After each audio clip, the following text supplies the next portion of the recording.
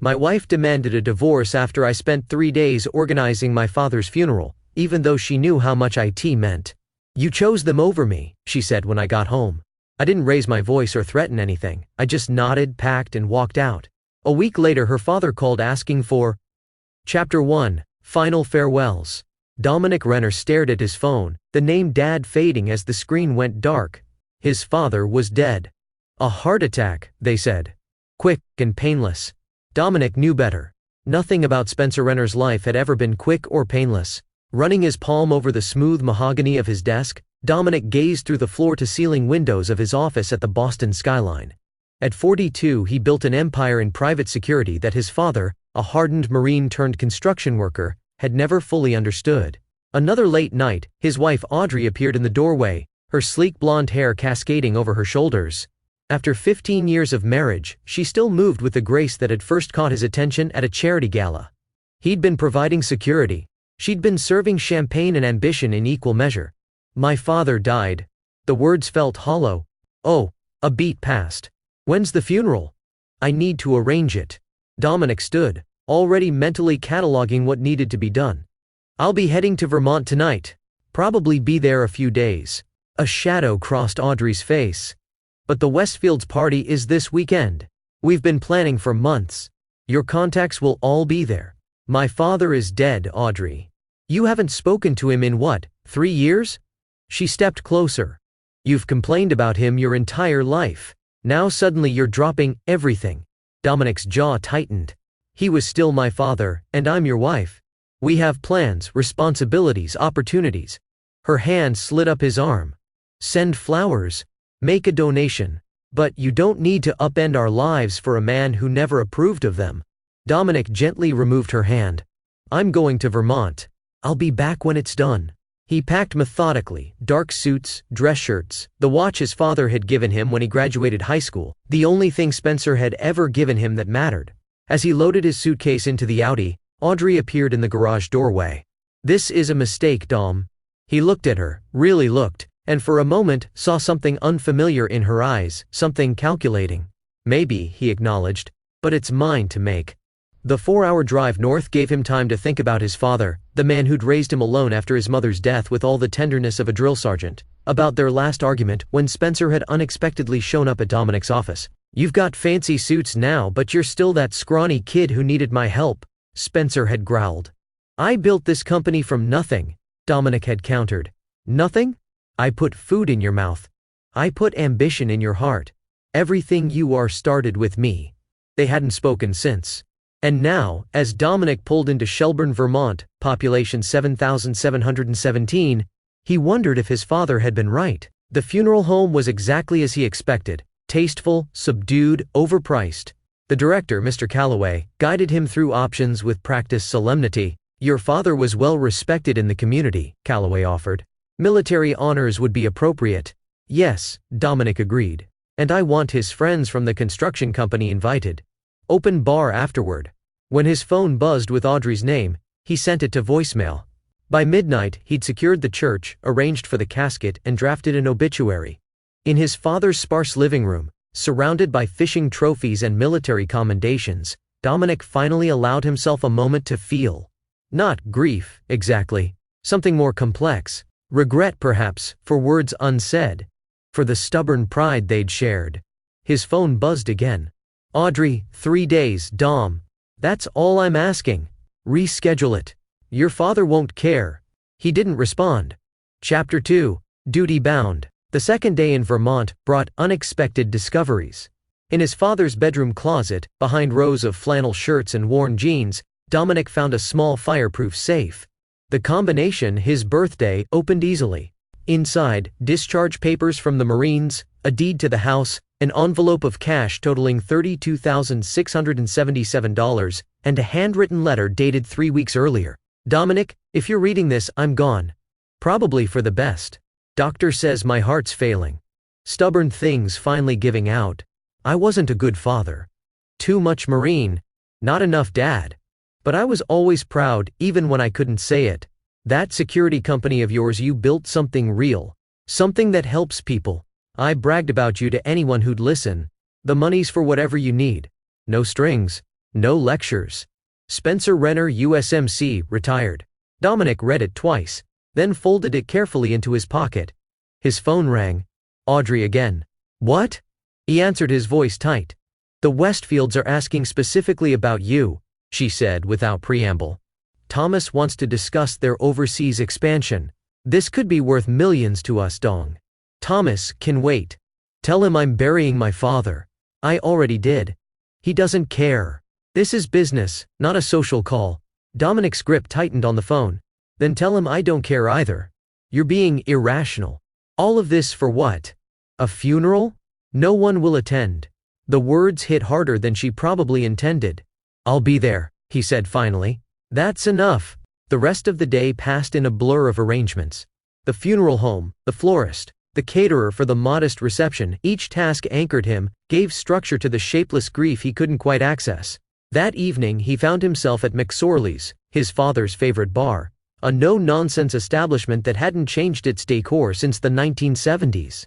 You're Spencer's boy, the bartender said, sliding a whiskey across the scarred wooden bar. He talked about you all the time. Did he? Dominic asked, genuinely surprised. Oh yeah, my son, the big-shot security expert. That Boston accent of yours might be gone, but he made sure everyone knew where you came from. The idea that his father had been proud, had spoken of him regularly, shifted something fundamental in Dominic's understanding of their relationship. His phone vibrated. A text from Audrey called the funeral home. They can postpone until next Tuesday. Coming home tomorrow?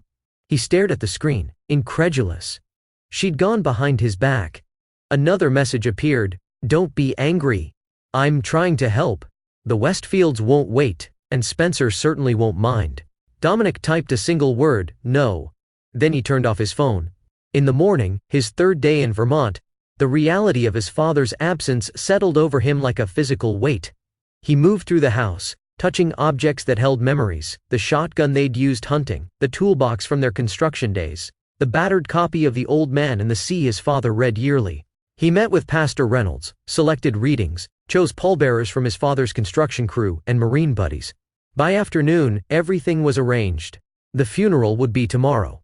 Simple, dignified, as his father would have wanted. When he finally turned his phone back on, the voicemails and texts piled up, all from Audrey, all increasingly urgent. He ignored them, and drove back to the house that was now his. As evening fell, he sat on the porch with a glass of his father's whiskey, the same porch where Spencer had taught him to clean a fish, to change a tire, to throw a proper punch. You defend what's yours, his father had always said. No matter what, Dominic sipped the whiskey and watched the sunset paint the green mountains gold. Something had shifted in him over these 3 days. A recalibration, a return to foundations. His phone rang again. Audrey. This time he answered. The funeral's tomorrow, he said before she could speak. I'll be home the day after. I've already told the Westfields you'll be at the meeting, she replied, her voice tight with anger. I had to practically beg Thomas. That's your problem, Dominic interrupted. Not mine. Do you have any idea what I've had to deal with here? While you're playing the dutiful son to a man who treated you like dirt, you don't know anything about my father. The calm in his voice surprised even him. Or, about me, apparently. I know you're throwing away everything we've worked for. Everything I've worked for. The phrase caught him off guard. You've worked for? But she was already moving on. Just come home, Dom. Now, tonight, we'll figure out the funeral later. No. A sharp intake of breath on the other end. If you do this, if you choose them over me, don't expect things to be the same when you get back. I don't. He ended the call and went inside to press his funeral suit. Chapter 3. Ashes and Revelations. The ceremony was larger than Dominic expected. His father, gruff, hard-edged Spencer Renner, had apparently touched more lives than he'd realized. Construction workers, Marines, fishing buddies, even the librarian who'd set aside new thrillers for him every month.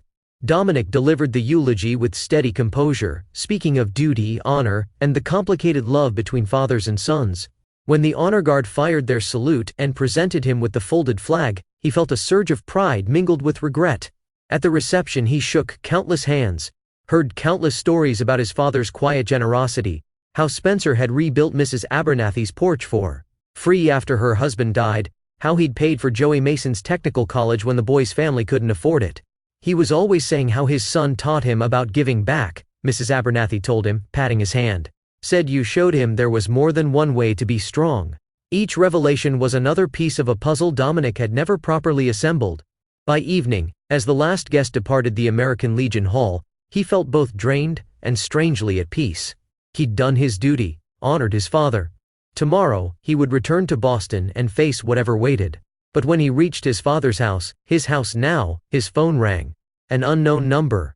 "Dominic Renner," he answered. "Dominic? Thank God." The voice was familiar but unexpected.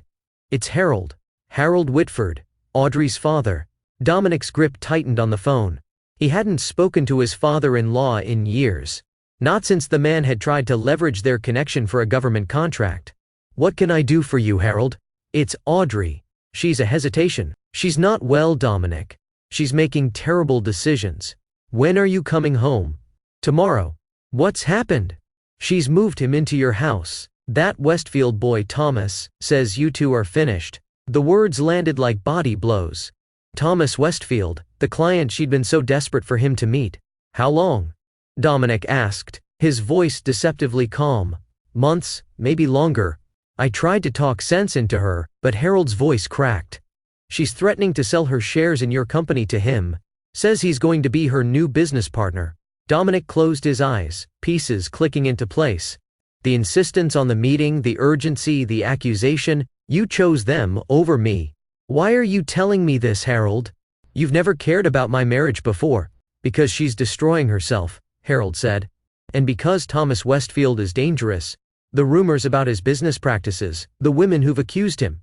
I may not have been supportive of your marriage, but I never wanted to see my daughter ruined." "What exactly do you want from me?" "Come home. Stop her before it's too late." Dominic thought of his father's words. "You defend what's yours. No matter what, I'll be there tomorrow," he said. But not to save her. After hanging up, he sat in his father's chair, staring at the urn he'd placed on the mantel. The ashes of a complicated man, a man who in the end had been proud of his son. "I hear you, Dad," he whispered loud and clear.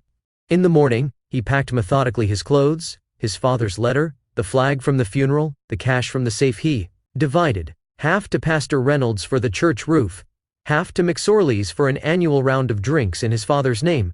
The drive back to Boston gave him time to plan, not in anger, not in haste, but with the methodical precision that had built his security empire. By the time he reached the outskirts of the city, he knew exactly what he would do. The house, their house, sat in Boston's affluent Beacon Hill neighborhood. Dominic parked across the street, watching Thomas Westfield's Bentley occupied his usual parking spot. Lights glowed warmly in the living room windows. He entered silently using the side door and heard them in the kitchen. Laughter, the clink of wine glasses, the casual intimacy of lovers who believed themselves safe. The security system hadn't been changed. Why would it be? Audrey had never bothered to learn how it worked. "I still can't believe he just left," Thomas was saying. "For a funeral of all things." "Dom's always been sentimental about family," Audrey replied. "It's his weakness." "Well, his weakness is our opportunity." Once the board seized the Westfield proposal, Dominic stepped into the kitchen doorway. "Why wait? I'd love to hear it now." The shock on their faces would have been comical under different circumstances. Audrey's wineglass slipped from her fingers, shattering on the marble floor. "Dom," she stammered. "I didn't expect clearly." His gaze shifted to Thomas, tall, polished, visibly uncomfortable. "Mr. Westfield, you're in my home." Thomas recovered quickly, smoothing his tailored shirt. "Dominic, this is awkward." "I know, but Audrey explained the situation, did she?" Dominic leaned against the doorframe, deceptively casual. "What situation would that be exactly?" "Don't play games," Audrey snapped, her shock transforming to anger. "You chose them over me. You made your priorities clear." "Them," Dominic repeated. "My dying father. His funeral. That's the them you're referring to. You know what I mean. The Westfield account. Our future. And you threw it away for a man who barely acknowledged you." Dominic smiled without humor. "You're right about one thing, Audrey. I did make my priorities clear." He turned to Thomas. "You should go." "Now wait a minute," Thomas began. "Audrey and I have plans. Plans that require my company," Dominic finished. "My contacts, my expertise." He stepped closer, and something in his expression made Thomas retreat slightly. Those aren't yours to take. Dom, be reasonable, Audrey pleaded. We can work something out. A civilized dissolution. My father taught me many things, Dominic said, his voice terrifyingly quiet. Chief among them, you defend what's yours. No matter what. The silence that followed was absolute. You have until morning to get out, he told Audrey. Take what you brought into this marriage, nothing more. You can't do this, she whispered. I already have. He turned to leave, then paused. Oh, and Thomas? Your reputation precedes you. Those rumors about your business practices, the women who've accused you. I wonder how your board would react to concrete evidence. Thomas paled. What evidence? There's nothing. I'm in the security business. Dominic's smile was cold. Information is my currency, and I've been collecting for years. As he walked out, Audrey called after him. Where are you going? To honor my father, he replied without turning, and to prepare for what comes next. Chapter 4. The Inheritance of Scars. Dominic checked into the Four Seasons, ordered room service, and opened his laptop. The encryption on his private server, a system he designed himself, unlocked with his fingerprint and a 16-character password. Inside was the accumulated intelligence of years running Renner Security International. Not just client files but insurance, information on competitors, corrupt officials, ambitious executives, people like Thomas Westfield. His phone buzzed. A text from Audrey. You're being irrational. Let's talk when you've calmed down. He didn't respond. Instead, he called his second-in-command, Maya Harrison. I need you to secure the office, he said without preamble when she answered. Change all access codes. Freeze all executive authorizations except yours and mine. Something I should know about, boss? Maya's voice was calm. In 5 years working together, he'd never heard her panic. Audrey's been compromised, and she'll likely try to access sensitive information. A beat of silence. Understood. Consider it done. And Maya? Schedule an emergency board meeting for tomorrow morning. 8 a.m. He hung up and turned back to his laptop, searching for a specific file. Thomas Westfield. The dossier was comprehensive: financial records, communication logs, behavioral reports. Nothing illegal in Dominic's possession of it. Westfield had applied to be a client 3 years earlier, triggering Renner Security's standard background investigation. What they'd uncovered had led Dominic to reject the application. Now those same findings would serve a different purpose. His phone rang again. Harold Whitford. What happened? Harold demanded. Audrey's hysterical, saying you threatened her and Thomas. I gave her until morning to leave my house, Dominic replied evenly. Hardly a threat. This isn't what I wanted when I called you. What did you want, Harold? For me to beg? To forgive her? To pretend none of this happened? I wanted you to save her from herself, not throw her to the wolves. She chose the wolves, Dominic said. I'm just making sure they don't get what belongs to me in the process. After hanging up, he stared at the Boston skyline through the hotel window. The city lights blurred as his focus turned inward to memories long suppressed. His mother's funeral when he was 10. His father, stoic in uniform, teaching him that men don't cry in public. The lean years afterward, when Spencer worked double shifts to keep food on the table. The arguments when Dominic chose college over the Marines. The grudging pride when his security firm landed its first major contract. And Audrey, always Audrey, pushing him to want more, be more, achieve more, never satisfied with what they had. You need to schmooze more clients, Dom. Your expertise isn't enough. This house is fine, but imagine what connections we'd make in Beacon Hill. Your father doesn't understand our world. Why do you even bother trying to impress him? Had she ever loved him, or had he simply been a vehicle for her ambitions? His phone buzzed with another text. Not Audrey this time, but a Boston number he didn't recognize. You don't know me, but I know Thomas Westfield. We should talk. Mariah Voss. Dominic hesitated, then searched the name online. Mariah Voss, former financial analyst at Westfield Enterprises, left suddenly 3 years ago. No public statement on her departure. He called the number. Mr. Renner. A woman's voice answered. Thank you for calling back. How did you get my number, Miss Voss? I have friends at your company. They suggested you might be interested in what I know about Thomas Westfield. And what would that be? Not over the phone. She paused. Can you meet tomorrow? Trident Booksellers on Newbury. Noon. I'll be there. The morning brought a flurry of activity. The board meeting, security protocols, legal preparations. When Dominic entered the Renner Security International headquarters, the atmosphere was tense. Word had spread, though not the details. The boardroom fell silent as he entered. 7 members including Maya, no Audrey. "Thank you for coming on short notice," he began, his voice steady. "As of this morning, I am initiating Article 7 of our operating agreement." Murmurs around the table. Article 7. Protection against hostile takeover. Audrey Renner's access to all company systems, files and facilities is hereby revoked. Her voting rights are suspended pending investigation of breach of fiduciary duty. "On what grounds?" asked Bernard Walsh, their legal counsel. Dominic slid folders across the table, one to each board member.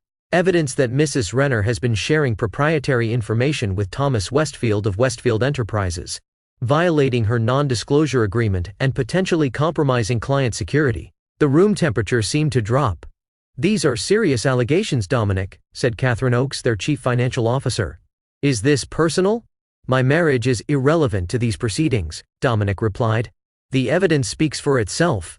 Page 3 details 7 instances of unauthorized access to client files. Files pertaining specifically to government contracts that would interest Westfield. The next hour was methodical. Questions. Concerns. Eventually, a unanimous vote supporting his actions. As the meeting adjourned, Maya lingered. "There's more to this, isn't there?" she asked when they were alone. "Yes." Dominic checked his watch. "And I'm about to find out what?" Trident Booksellers was busy with the lunch crowd when Dominic arrived. Mariah Voss was easy to spot, mid-30s, sharp eyes, professional attire. "Thank you for meeting me," she said as he sat across from her. "I've been following your company for years. You've built something impressive." "You didn't ask to meet about my company," Dominic replied. "Tell me about Thomas Westfield." She smiled slightly. "Direct. I appreciate that." She opened her tablet and slid it across the table. 3 years ago, I was analyzing acquisition targets for Westfield Enterprises. I discovered irregularities in how they vetted these companies. "What kind of irregularities?" "They weren't looking for profitable businesses. They were looking for vulnerabilities." She tapped the screen, showing a spreadsheet. "Companies with key government contracts. Companies with proprietary technology. Companies with compromised leadership." Understanding dawned. "They identify executives with exploitable weaknesses." "Exactly. Gambling debts. Affairs. Substance abuse." She met his eyes. "Or spouses with ambition beyond their means." Dominic's jaw tightened. "Audrey was targeted." "I believe so. When I raised concerns, I was terminated, threatened with legal action if I spoke out." She took back the tablet. "I've been gathering evidence since then, waiting for the right ally. What do you want from me?" "Protection and a platform. Together, we can stop Westfield before he destroys more companies, more lives." Dominic considered her carefully. "You're taking a significant risk approaching me. Lesser risks haven't yielded results." She handed him a small drive. "Everything I have is here. Whether you use it is your decision." As she stood to leave, Dominic asked, "Why me?" "Why now?" "Because you just buried your father," she said simply. "And men like you, men with something to protect beyond themselves, are rare in our world." The drive contained exactly what she promised. Internal Westfield documents, recorded conversations, financial trails, a methodical campaign to infiltrate and control companies with valuable government contracts, including Renner Security. By evening, Dominic had corroborated enough to be convinced. This wasn't just about his marriage. It was about a systematic attack on everything he'd built. His phone rang. Audrey again. This time, he answered. "You've gone too far," she said immediately. "The board? Really don't. Did you think I wouldn't protect my company?" "Our company," she corrected. "I've been part of Renner Security since the beginning." "As what? Window dressing? A social secretary?" His voice remained calm. "You brought nothing but connections, Audrey. Connections you're now trying to leverage against me. That's not stop lying." He cut her off. "I know about Westfield's targeting strategy. I know you were approached over a year ago." Silence on the other end. "What I don't know," he continued, "is when you stopped being my wife and became his asset." "You don't understand," she finally said, her voice smaller. "Thomas showed me what we could become. The contracts we could secure. The power we could wield. We already had everything we needed. No, you had everything you needed. Your company. Your rigid principles. Your approval seeking from a father who couldn't even express basic emotion. Her voice hardened. What about what I needed? And what was that exactly? More? Always more. The naked ambition in her voice was startling. Do you know what it's like to be constantly hungry? To never feel satisfied? I know what it's like to be betrayed, he replied, by someone I trusted completely. Don't be melodramatic. This is business. No, Audrey. This is war. He paused. And you fired the first shot. After hanging up, Dominic stared at the drive from Mariah Voss, then at his father's letter, which he'd kept in his pocket since finding it. I wasn't a good father. Too much Marine, not enough dad. Perhaps he hadn't been a good husband either. Too much security expert, not enough partner. But none of that justified what Audrey and Westfield were attempting. He picked up the phone and called Maya. How quickly can we implement Operation Firewall? He asked. The contingency plan? 24 hours. Give or take. She sounded surprised. Are we under threat? Yes, he said. And it's time we responded accordingly. Chapter 5, The Ghost of Loyalty. Operation Firewall had been designed as a last resort, a complete security lockdown and strategic realignment in case of catastrophic breach. It had never been implemented until now. Over the next day, Dominic worked with Maya and a select team to sever all potentially compromised connections. Client files were migrated to new servers. Communication protocols were upgraded. Security clearances were re-verified. And most importantly, a rumor was strategically leaked to the industry. Renner Security had developed breakthrough encryption technology that would revolutionize government communications. There is no such technology, Maya pointed out as they worked through the night. Westfield doesn't know that, Dominic replied, and he won't be able to resist pursuing it. While the operation progressed, Dominic received an unexpected visitor at his temporary office, a converted conference room isolated from the main systems. Mr. Renner? The receptionist called over the intercom. There's a Spencer Reeves here to see you. Says he's an old friend of your father's. Dominic frowned. The name was unfamiliar. Send him in. The man who entered was in his 60s with the weathered look of someone who'd spent a lifetime outdoors. Military posture, watchful eyes. Thank you for seeing me, he said, extending a calloused hand. Spencer Reeves, I served with your father in Desert Storm. I don't recall him mentioning you, Dominic said, shaking the hand firmly. No reason he would have. We weren't close after the service. Reeves glanced around the office. Impressive operation you've got here. Spencer was proud. So I've heard recently. Dominic gestured to a chair. What can I do for you, Mr. Reeves? Actually, I'm here to do something for you. Reeves sat, setting a worn leather briefcase on his lap.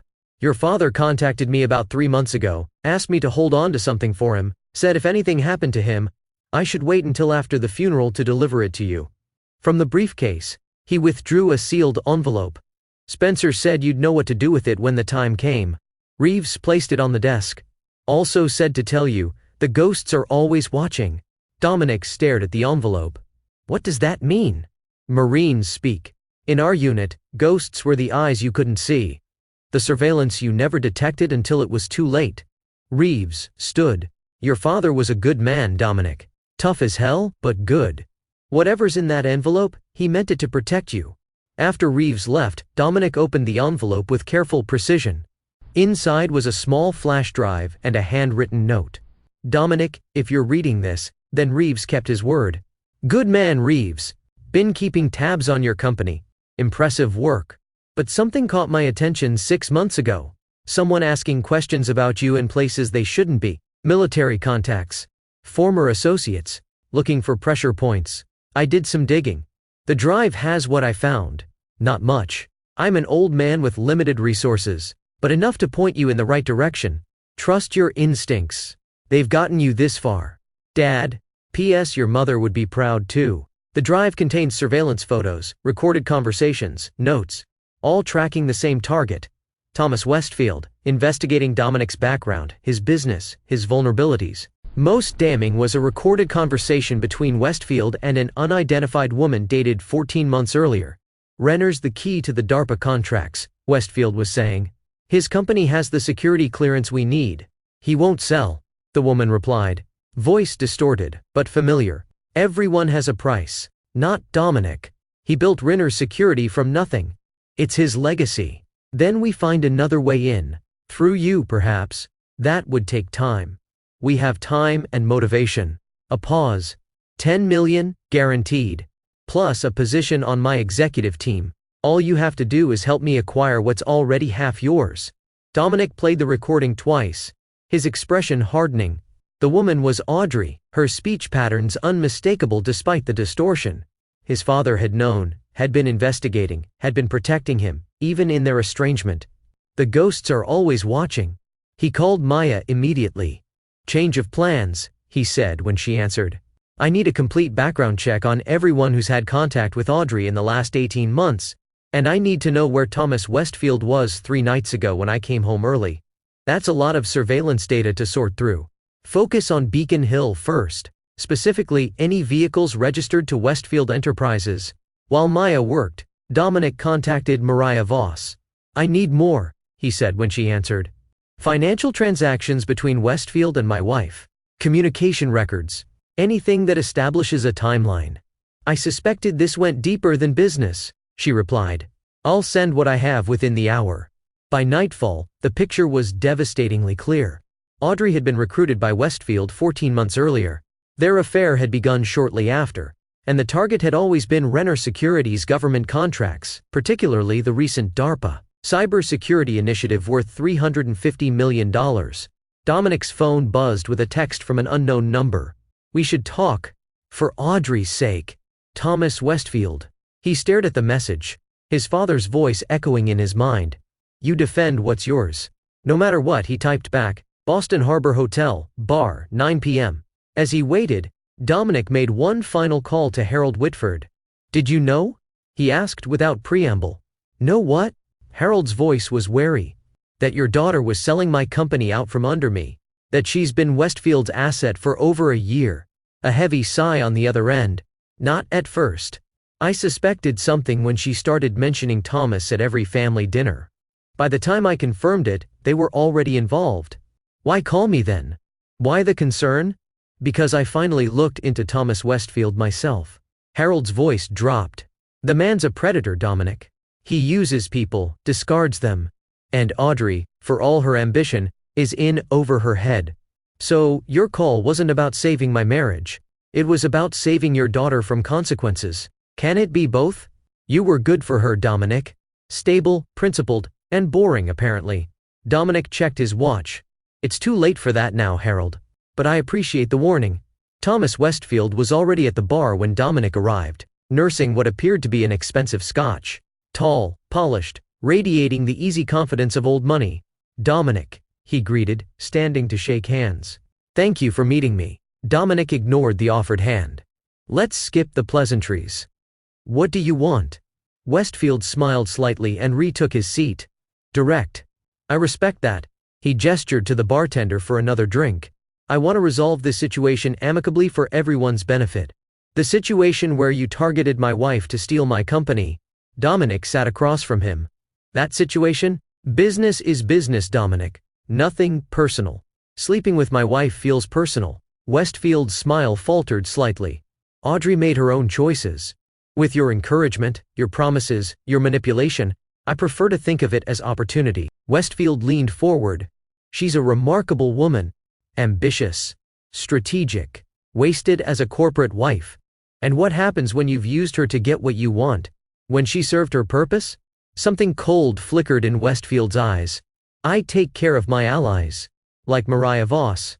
The name landed like a physical blow. Westfield's composure cracked just for a moment. Mariah was unstable, made accusations that couldn't be substantiated. She kept records, Thomas. Detailed ones. Dominic watched him carefully. Just like I do. Whatever you think you have, I have enough, Dominic interrupted. Enough to block any attempt to acquire my company. Enough to trigger federal investigations into your business practices. Enough to end you.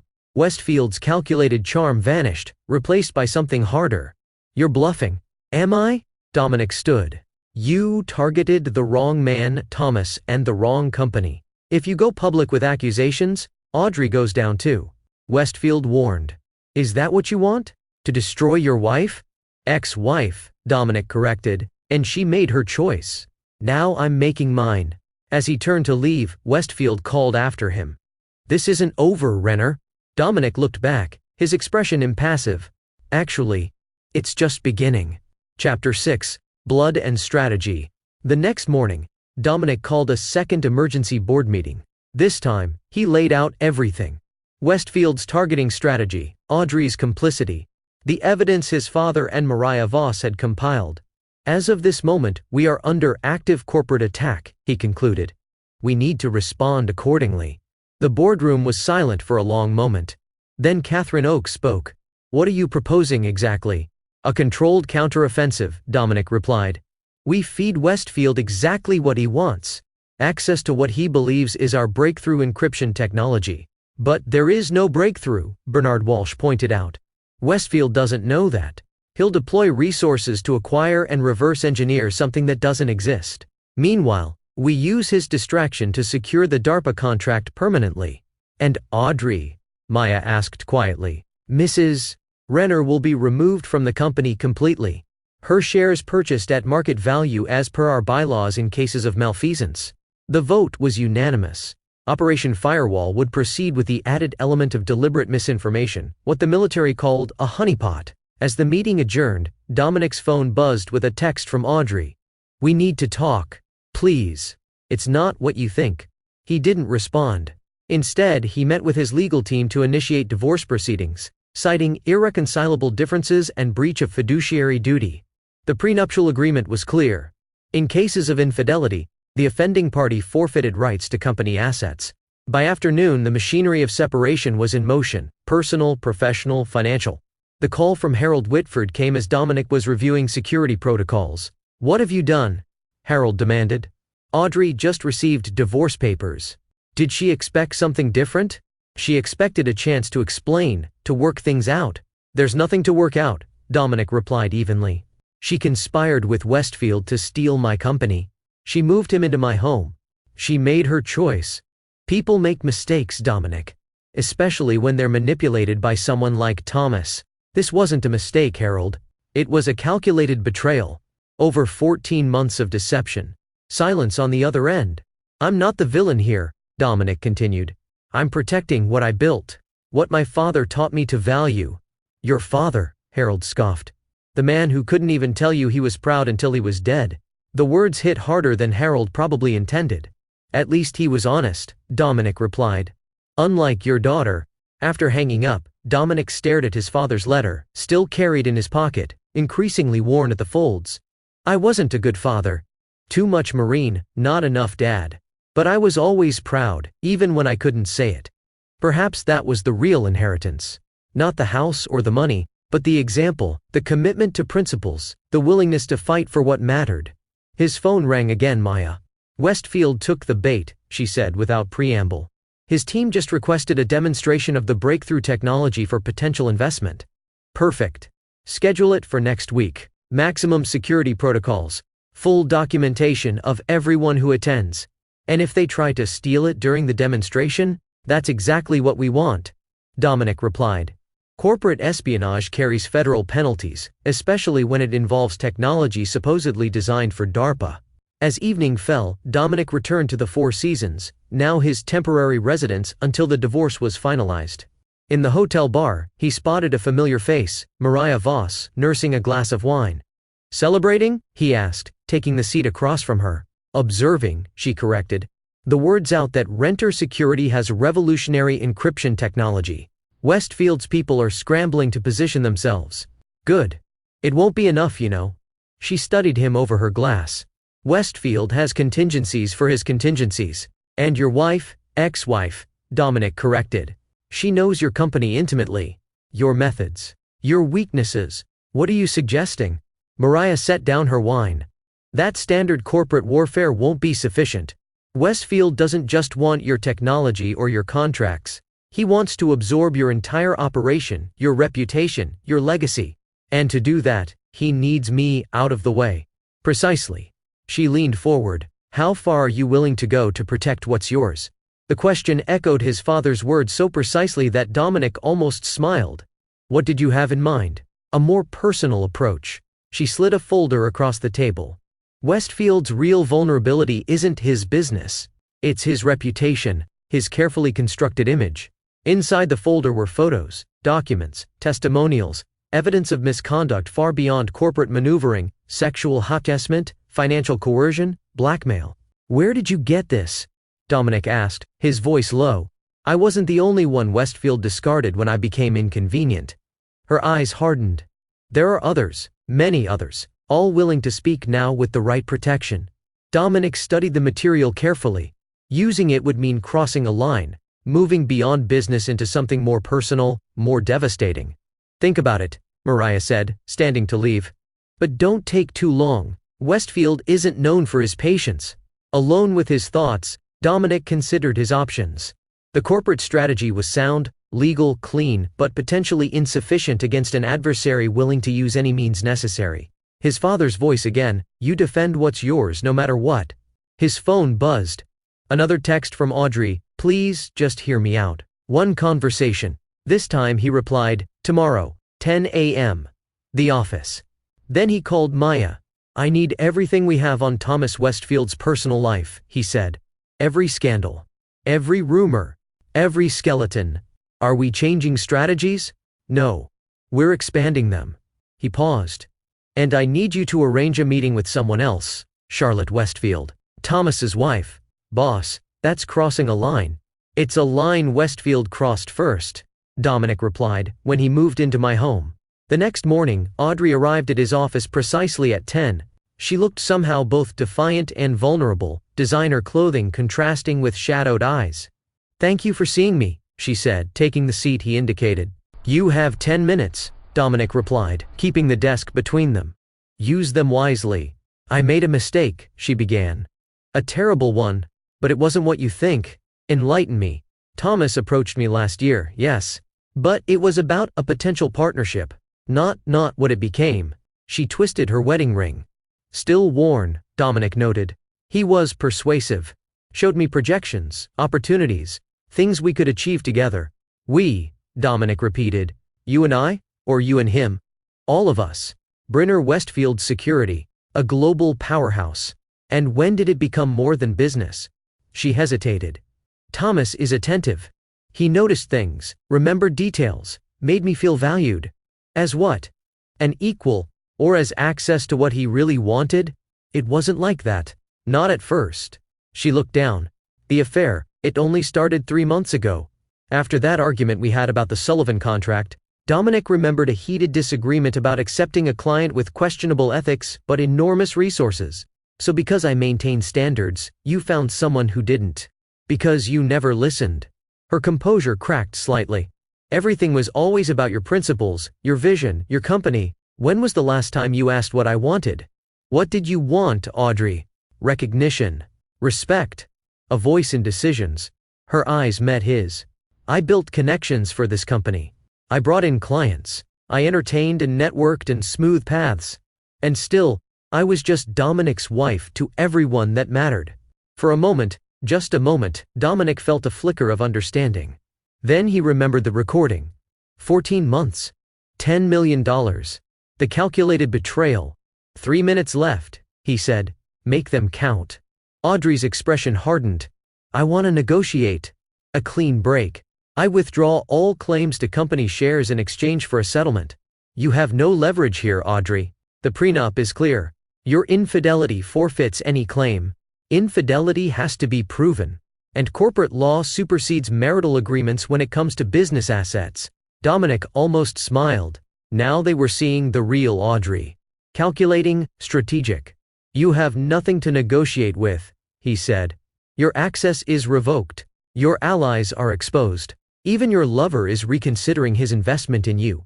What are you talking about? Westfield met with 3 potential replacements yesterday. Young, ambitious women who could provide the same access you promised. The color drained from her face. You're lying. Am I? He slid a folder across the desk. Surveillance photos from Renter Security's considerable resources. Thomas Westfield. Dining with a succession of attractive professional women. He's upgrading Audrey. Trading in for a newer model. This doesn't mean anything, she whispered. but her hands trembled as she closed the folder. "Your time's up," Dominic said, standing. "The divorce proceeds is filed. Your belongings from the house will be delivered to wherever you're staying. I assume that's with Thomas." She stood as well, regaining some composure. "You think you've won. But this isn't over. Thomas has resources you can't imagine." "Well, so do I." Dominic walked to the door. "Resources? My father helped me discover." "Your father," she scoffed. "The man was a tyrant who couldn't express basic human emotion. And you're just like him." Dominic opened the door. "No, Audrey. Worse." As she left, he felt something shift inside him. The last vestige of the marriage they'd shared falling away, replaced by cold resolve. His phone buzzed with a text from Maya, "Meeting confirmed. Charlotte Westfield, 2 p.m. The battle lines were drawn. Operation Firewall was in motion, and Dominic Renner, son of Spencer, protector of legacies, was prepared to defend what was his, no matter the cost. Chapter 7. Calculated Risk. Charlotte Westfield met Dominic at a discreet cafe in Cambridge, neutral territory, far from financial districts and corporate surveillance. She wasn't what he expected. Where Thomas projected polished aggression, Charlotte radiated quiet intelligence, elegant but understated, with observant eyes that assessed him carefully. "Mr. Renner," she greeted him, extending a manicured hand. "I must admit, your invitation was unexpected." "Mrs. Westfield, thank you for meeting me." He took the seat across from her. "I appreciate your discretion." Discretion has become something of a specialty. A small, practiced smile. "Though I'm curious why the CEO of Renner Security would request a meeting with me rather than my husband. Because this conversation concerns you both. And because I suspect you already know why I'm here." Something flickered in her expression. "A calculation. Thomas mentioned negotiations with your company. A potential acquisition." "Is that how he described it?" Dominic asked mildly.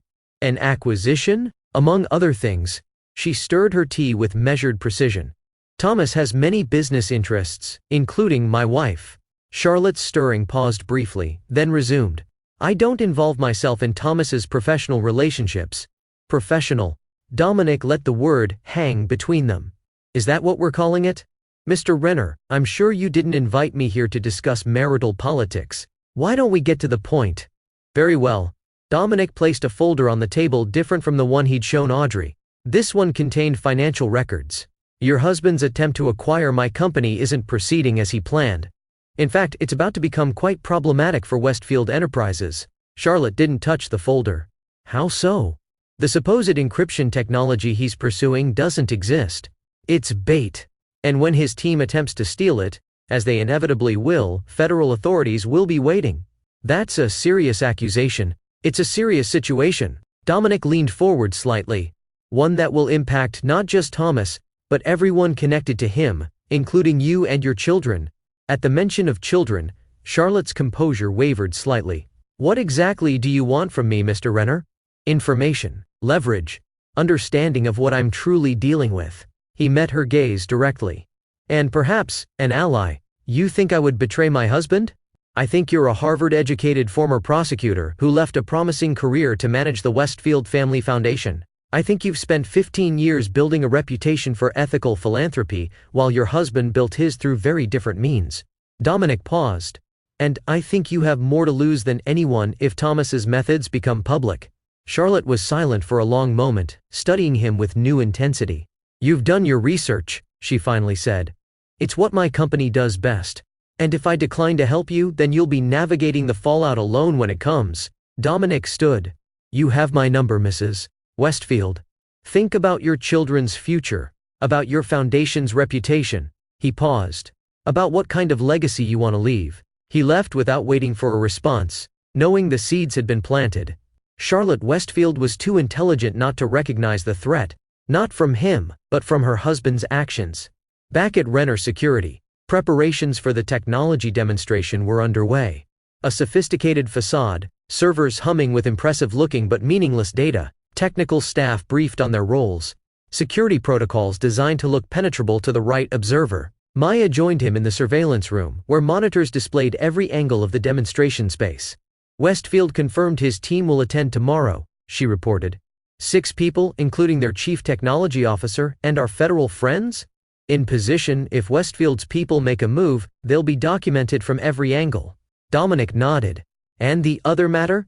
Charlotte Westfield accessed our secure portal 20 minutes after your meeting. She viewed all the files we made available. Good. What about Audrey? Still staying at the Four Seasons, separate room from Westfield. Interestingly, she's made calls to 3 different law firms specializing in corporate divorce. Dominic felt no satisfaction at the confirmation of Audrey's situation, only a hollow certainty that everything was proceeding as it must. His phone rang, an unknown number. Dominic Renner, he answered. Mr. Renner. Charlotte Westfield. Her voice was calm but with an underlying tension. I've considered our conversation. Perhaps we should continue it. Tonight?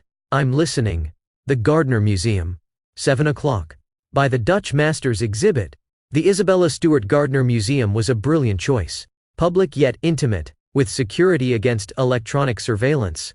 Charlotte was waiting when he arrived, studying a Rembrandt with apparent interest.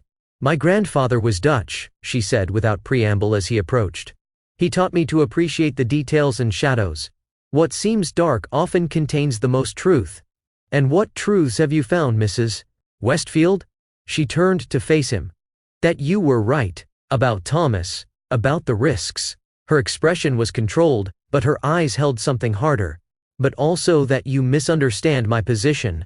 How so? You assume I'm an innocent bystander in my husband's affairs. That I need protection from the fallout. She smiled slightly. I've been managing fallout for 15 years, Mr. Renner. The question isn't whether I can survive Thomas's mistakes. It's whether he can survive mine. The statement shifted Dominic's understanding of her completely. You've been gathering evidence, he realized. Insurance, she corrected. For myself. For my children. For the foundation that bears our name. And now I'm evaluating my options. She gestured for him to walk with her through the quiet gallery.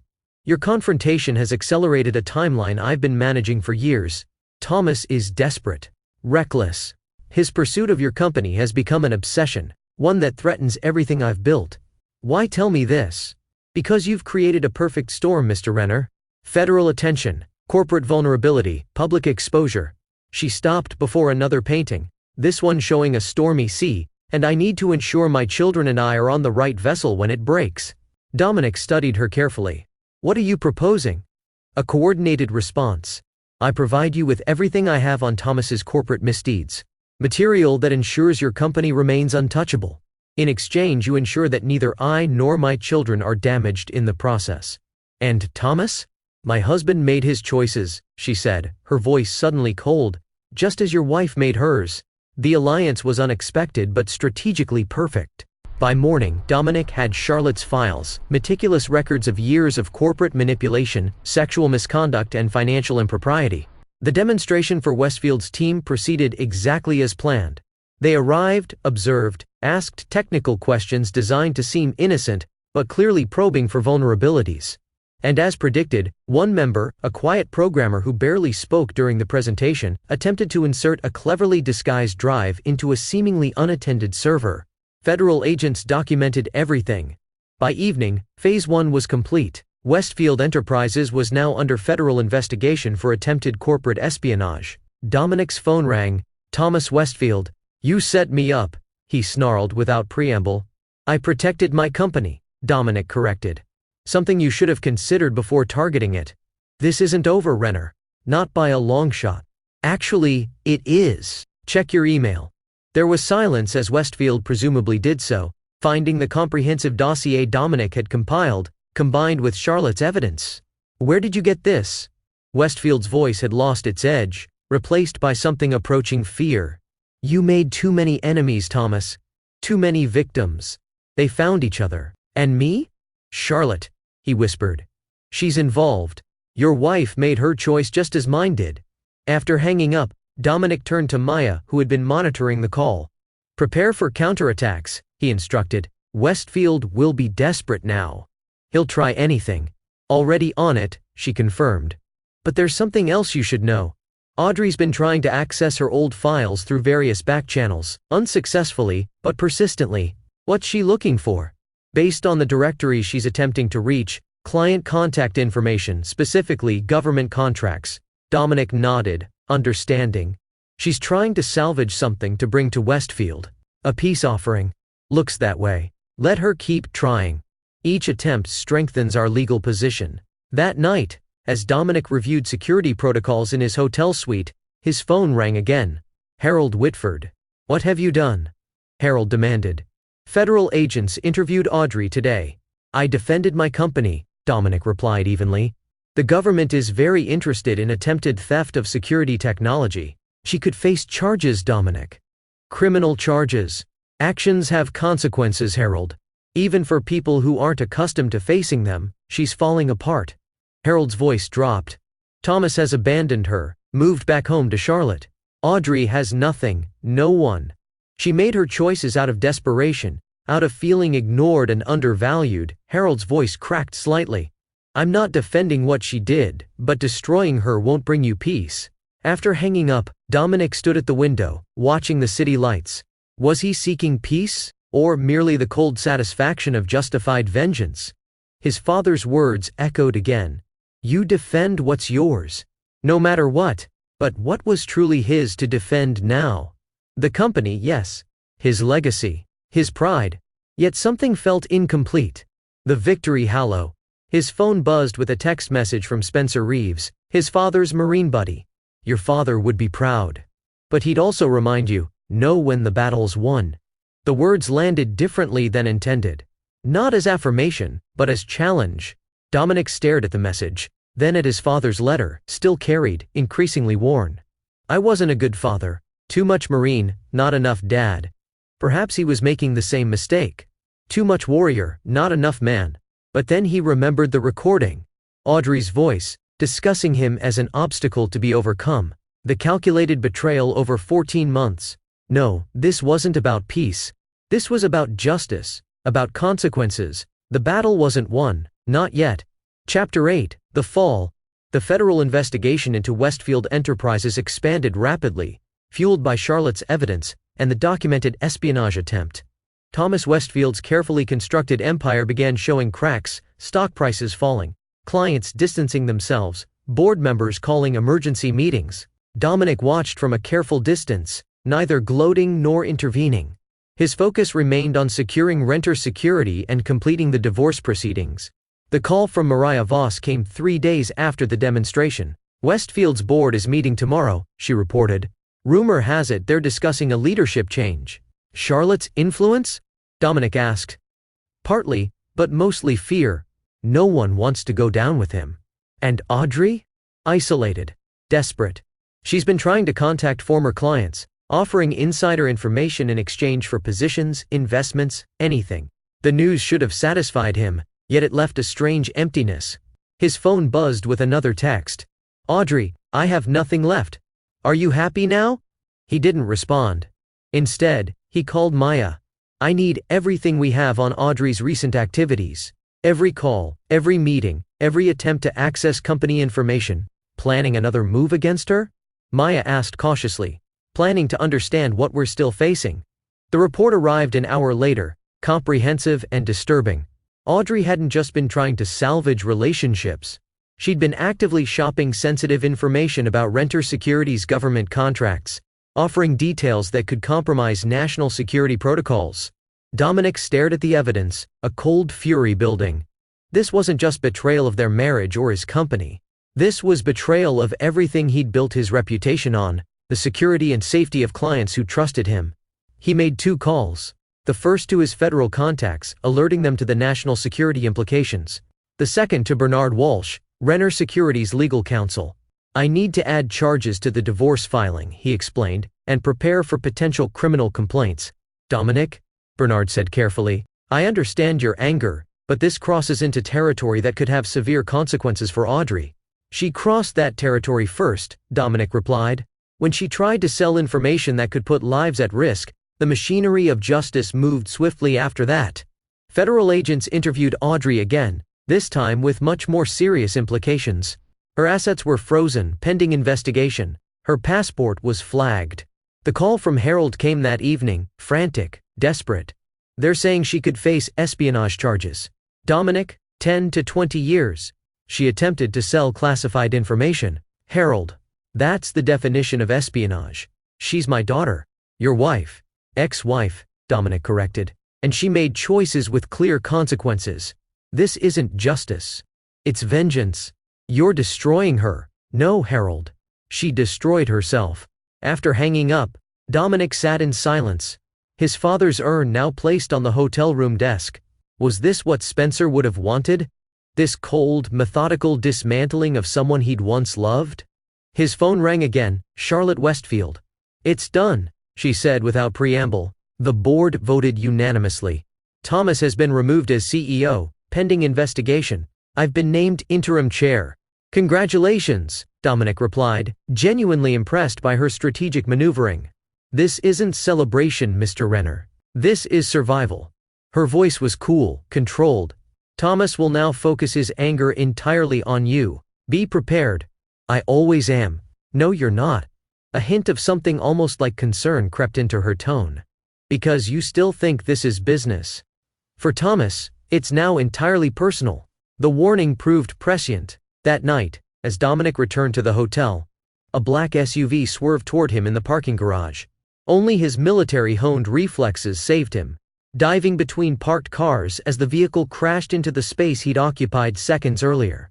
Two men emerged, professional, focused, armed, not amateurs, not a random attack. Dominic moved silently through the shadowed garage, using parked cars as cover. His training, both military and from years in security work, guided his movements. When the first man rounded a sedan, Dominic was waiting. The fight was brief, efficient. Dominic disarmed him with practiced precision, using the man's momentum against him. The second attacker appeared moments later, more cautious but equally determined. This confrontation lasted longer, more brutal. A knife appeared. Dominic felt the sting as it grazed his arm, then the satisfying impact as he broke the man's wrist.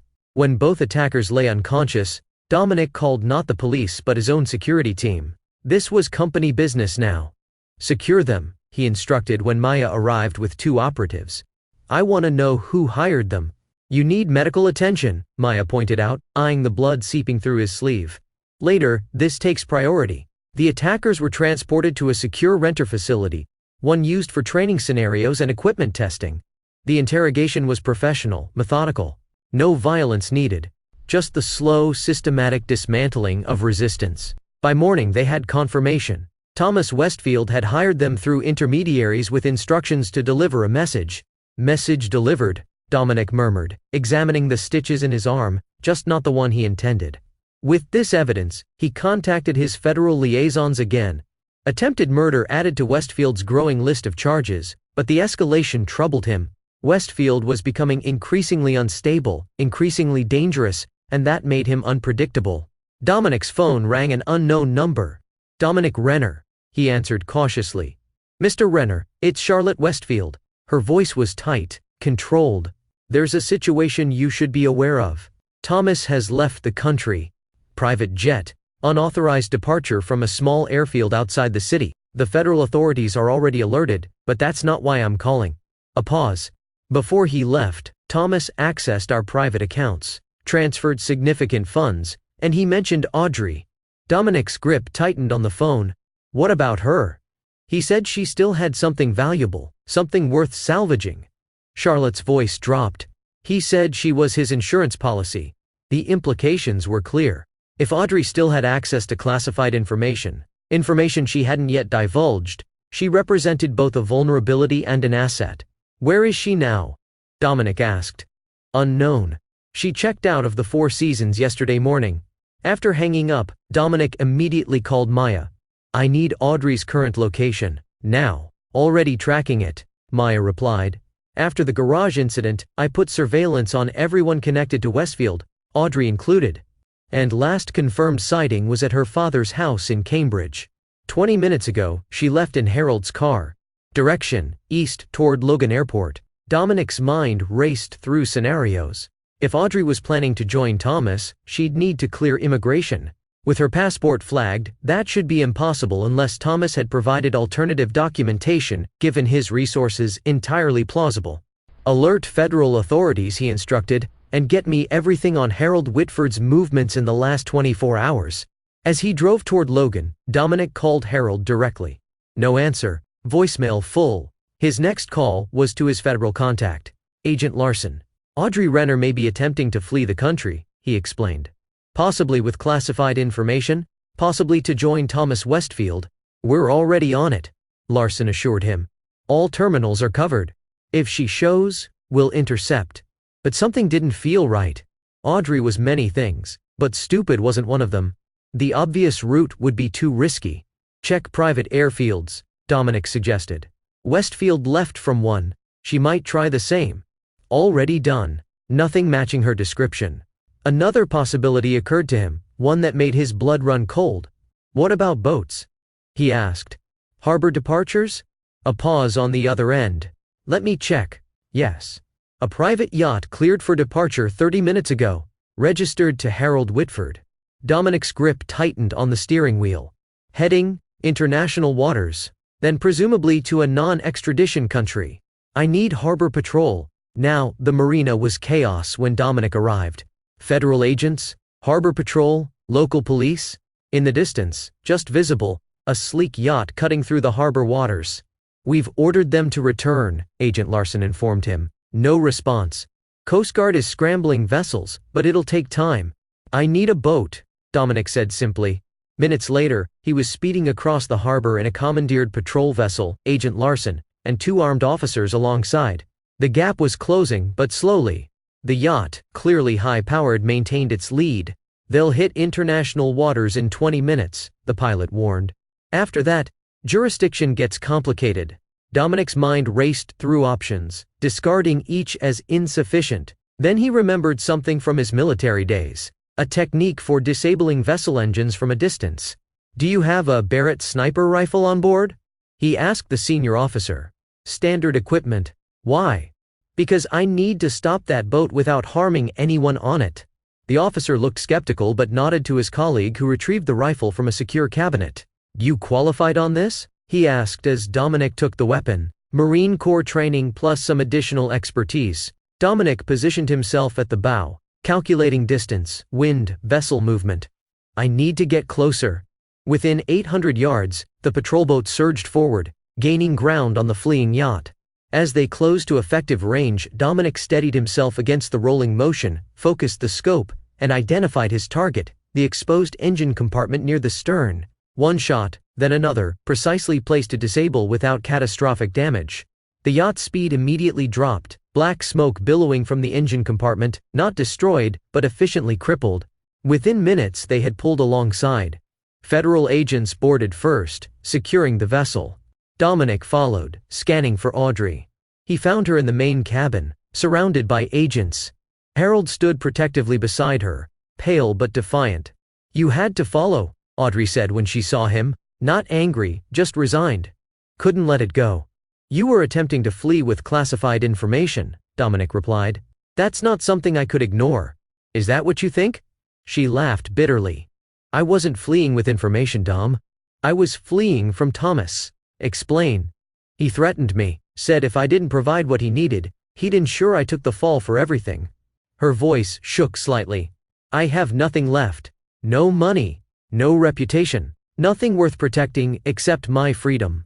And the classified files, the ones you've been trying to access. Insurance, she admitted. Protection. Something to bargain with if Thomas sent people after me. She met his gaze directly. I never intended to share them just to have leverage. Dominic studied her carefully, looking for the lies, finding instead something unexpected. Fear. Genuine fear. Thomas sent men to attack Dominic last night, Agent Larson informed her. Armed professionals. The threat is real. Harold stepped forward. That's why I helped her. My daughter made terrible choices, but she doesn't deserve to live in fear for the rest of her life. The complexity of the situation settled over Dominic. Audrey's betrayal remained unforgivable. Her actions, criminal, but the human element, the fear, the desperation, added dimensions he hadn't fully considered. The files, he said finally. Where are they? There are no files, Audrey admitted. I never successfully accessed anything classified. Just tried and failed. Agent Larson confirmed this with a nod. Our investigation supports that. Attempts, but no successful breaches. Dominic felt a strange mixture of relief and hollow victory. The threat had been less than feared. The vengeance, perhaps, greater than required. He looked at Audrey, this woman he'd once loved, now a stranger. What happens now is up to the federal authorities, not me. You won, she said quietly. Isn't that enough? This was never about winning, he replied. It was about consequences. As federal agents led Audrey and Harold away, Dominic remained on the yacht, watching the Boston skyline in the distance. The company was secure. Westfield was a fugitive. Audrey would face justice, though perhaps not as severely as he'd initially pursued. Yet the victory felt incomplete. Tainted somehow. His phone buzzed with a text. Maya. Thomas Westfield's private jet reported landing in Venezuela, non-extradition country. So Westfield had escaped, at least for now. A loose end in an otherwise tightly wrapped conclusion. Mr. Renner? Agent Larson approached. We're ready to head back. Dominic nodded, taking a last look at the water. His father's voice seemed to whisper across the waves. Know when the battle's won? Perhaps it was. Perhaps it was time to focus on rebuilding rather than retribution. As they returned to shore, Dominic made a decision. The final phase of Operation Firewall would proceed, but with an adjustment. Survival, not destruction, would be the goal for everyone involved. Chapter 9, Ashes to Foundation. 6 months later, Dominic stood at the window of his office, watching snow fall on Boston's financial district. Renner Security International had not just survived the Westfield crisis. It had emerged stronger, securing the DARPA contract and expanding into new markets. The door opened behind him, Maya, with the quarterly reports. Numbers look good, she said, placing the folder on his desk. Stocks up 22% since last quarter. The government contracts are solid, and the new cybersecurity division is exceeding projections. And our special projects? Proceeding as directed. She handed him another, thinner folder, though I still question the strategy. Inside were updates on the 3 initiatives Dominic had personally authorized and personally funded in the aftermath of the Westfield affair. First, a legal defense fund for Audrey, not to exonerate her, but to ensure fair representation as she faced reduced charges of attempted corporate espionage. The federal authorities had dropped the more serious national security counts after confirming she'd never actually accessed classified information. Second, a monitoring program tracking Thomas Westfield's activities in Venezuela, not for retribution but for security, ensuring he couldn't rebuild his network or pose future threats. Third and most significant, the Renner Foundation for Corporate Ethics, established in his father's memory, dedicated to preventing predatory business practices and supporting whistleblowers like Mariah Voss. The foundation's first conference is next month, Maya noted. Charlotte Westfield has confirmed she'll deliver the keynote. Dominic nodded, unsurprised. Charlotte had proven herself not just a survivor, but a reformer, restructuring Westfield Enterprises into a model of corporate transparency. Their alliance had evolved into a mutual respect, if not quite friendship. Any word from Harold? He asked. Regular updates, as requested. Audrey's house arrest ends next month. The therapy seems to be helping. Maya hesitated. He asked again if you'd consider meeting with her. No. Dominic's response was immediate, certain. That chapter is closed. And it was. The divorce had been finalized 4 months earlier. Audrey had lost her claims to company shares, but received a settlement sufficient for a modest restart. Not from obligation but from Dominic's recognition that total destruction served no constructive purpose. There's one more thing, Maya said, handing him a final document from Spencer Reeves. He said it was the last item your father left with him to be delivered only when everything else was resolved. Dominic took the envelope identical to the one that had contained the flash drive months earlier. Inside was a single photograph, Spencer Renner in his Marine uniform, arm around a much younger Dominic at his high school graduation. On the back, in his father's distinctive handwriting, the battle ends. The legacy continues. Proud of you, son. Dominic placed the photo carefully on his desk, next to the urn containing his father's ashes. Then, he turned back to Maya. Schedule a trip to Vermont next week, he said. There's something I need to do. The Vermont winter had transformed Shelburne into a snow-covered postcard. Dominic drove the familiar route to his father's house, his house now, feeling a strange sense of completion. Inside, everything remained as he'd left it months earlier. Fishing trophies, military commendations, the worn copy of The Old Man and the Sea. He placed the urn carefully on the mantel, then began methodically sorting through his father's belongings. Not to discard but to understand. To preserve what mattered. In the basement, he found an unexpected treasure, detailed journals dating back decades. Spencer Renner, the emotionally reserved Marine, had been a surprisingly prolific writer, documenting thoughts, struggles, pride in his son's achievements, all the things he'd never managed to express directly. One entry, dated just weeks before his death, stood out. Dominic's security company landed another government contract. Read about it in the Wall Street Journal. Called to congratulate him but lost my nerve. Again, how do you bridge a gap built on decades of silence? Maybe I'll try again tomorrow. Maybe I'll finally tell him I'm proud before it's too late. It had been too late for them, but perhaps not too late for the legacy. As evening fell, Dominic sat on the porch with a glass of his father's whiskey, the same porch where Spencer had taught him to clean a fish, to change a tire, to throw a proper punch. You defend what's yours, his father had always said, no matter what. But now Dominic understood what had been missing from that lesson. What truly mattered wasn't just defending, it was building, creating something worth the battle. Something that would outlast the conflict. His phone rang. Maya. Sorry to disturb your trip, she began. But there's news.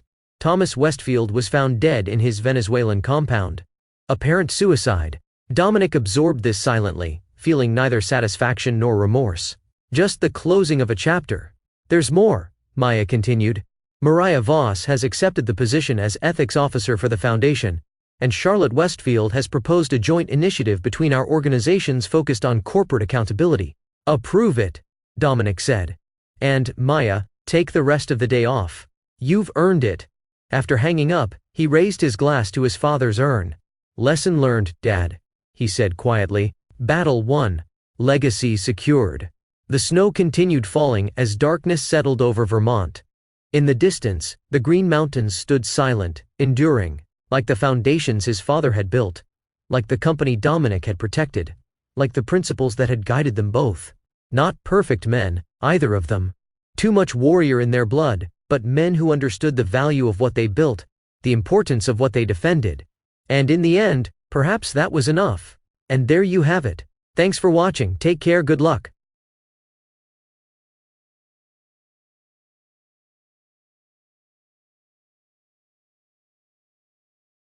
After listening to today's story, perhaps it has raised some new questions in your mind, or maybe it has brought back some old memories. Every day on Reddit, new experiences and moments create fresh stories, and they connect all of us. Everyone has their own unique journey in life, and we all try to understand the world in our own way. These kinds of moments remind us that we are all human, sometimes happy, sometimes sad, and always learning something new. If you enjoyed this story, feel free to share it with your friends. Your thoughts and feedback are always valuable to us, as they motivate us to create even better content.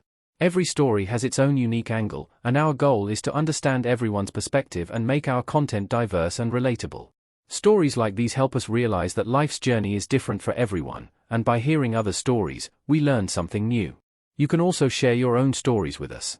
Your experiences are valuable to us as well, and if you enjoyed this video, please leave your feedback. We aim to create content that brightens your mind and gives you new ideas every time. If you've already seen this video before, your feedback is still important. With every piece of feedback, we can improve our content and bring a new perspective to our viewers. Today, what we saw was just a small part of the many stories shared on Reddit and across the world. It's a reminder of how we all try to understand life by sharing our experiences with each other. This video was only an example of how we try to connect with others through storytelling, learning about different sides of life. We hope to continue sharing such stories that help us all learn and grow together. Thank you for your time, and don't forget to keep an eye out for more stories coming soon. If you haven't already, please like and follow for more amazing content. Your support keeps us going, and we will strive to bring you more thought-provoking and heartwarming stories. Until next time, take care and stay curious. *.